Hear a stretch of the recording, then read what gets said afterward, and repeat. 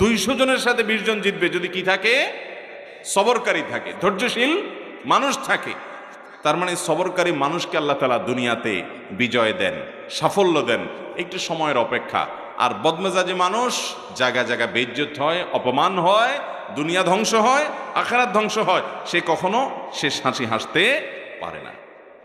দুনিয়াতে যত নবী রাসূল এসেছেন, প্রত্যেক নবী রাসূলকে আল্লাহ তাআলা সবরের পরীক্ষা নিয়েছেন, কঠিন থেকে কঠিন পরীক্ষা নিয়েছেন, আর তারা সবাই সে পরীক্ষা উত্তীর্ণ হয়েছেন।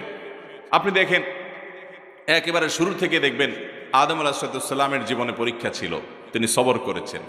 সুলাইমান আলাইহিসসালাম মহারাজা ছিলেন, গোটা দুনিয়ার রাজত্ব করেছেন, তারপরও পরীক্ষা এসেছে। রাজত্ব কিছু সময়ের জন্য চলে গেছে, নানামুখী পরীক্ষা আরও এসেছে, সবর করেছেন। দাউদ আলাইহিসসালামের জীবনে পরীক্ষা এসেছে, সবর করেছেন। আইয়ুব আলাইহিসসালামের জীবনে মহা পরীক্ষা এসেছে,